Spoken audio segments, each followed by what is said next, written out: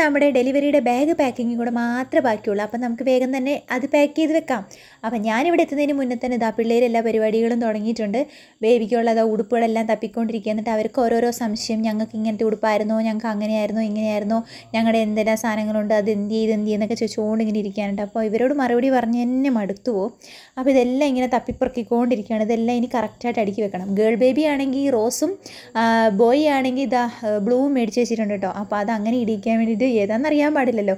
അപ്പോൾ അങ്ങനെയൊക്കെ പറഞ്ഞുകൊണ്ടിരിക്കുക ഞങ്ങൾ. ഗേൾ ആണെങ്കിൽ പിങ്ക് ഇടിക്കണം, ബ്ലൂ ഇടിക്കണമെങ്കിൽ ബോയ് വരണം എന്നൊക്കെ പറഞ്ഞിങ്ങനെ റെഡിയാക്കിക്കൊണ്ടിരിക്കുകയാണ് കേട്ടോ. എല്ലാത്തിനും സഹായിക്കാൻ വേണ്ടി ഇവരുണ്ട്. ഇവരോരോന്ന് എടുത്തിട്ട് ഇതിങ്ങനെ ചെയ്യാനുള്ളതാ അങ്ങനെ ചെയ്യാനുള്ളതാന്നൊക്കെ പറഞ്ഞുകൊണ്ടിരിക്കുകയാണ്. അപ്പം ഓൺലൈനിൽ നിന്ന് മേടിച്ച് എല്ലാം പൊട്ടിച്ച് പെറുക്കി നോക്കി. പിന്നെ ഇതാ നമ്മൾ കുറച്ച് തുണിയൊക്കെ ഫുള്ള് സൈഡൊക്കെ അടിച്ച് വെച്ചിട്ടുണ്ട്. ഇതിൻ്റെ ഒന്നും ആവശ്യം വരും തോന്നില്ല. ഇപ്പോൾ ഫുള്ള് അങ്ങനത്തെ പാമ്പേഴ്സാണല്ലോ യൂസ് ചെയ്യുന്നത് എല്ലായിടത്തും. അപ്പോൾ ഇത് എന്തായാലും നമ്മളിതൊക്കെ എടുത്ത് സെറ്റാക്കി വെച്ചിട്ടുണ്ട്. പിന്നെ ഉണ്ണിയുടെയും കുഞ്ഞാവിയുടെയും കുറേ ടർക്കികളൊക്കെ ഉണ്ടായിരുന്നു കേട്ടോ. നമുക്ക് പുതിയ ടർക്കികളൊന്നും മേടിക്കേണ്ടി വന്നില്ല. നമ്മൾ പഴയതെല്ലാം കഴുകി പെറുക്കി വൃത്തിയാക്കി എടുത്ത് വെച്ചിട്ടുണ്ട്. അപ്പം തലമുറകൾ കൈമാറി വരുന്ന സാധനങ്ങൾ ഇഷ്ടംപോലെ ഉണ്ടായിരുന്നു. അപ്പോൾ അതെല്ലാം കൂടെ ഞാൻ എടുത്ത് കഴുകി പെറുക്കി സെറ്റാക്കി വെച്ചു.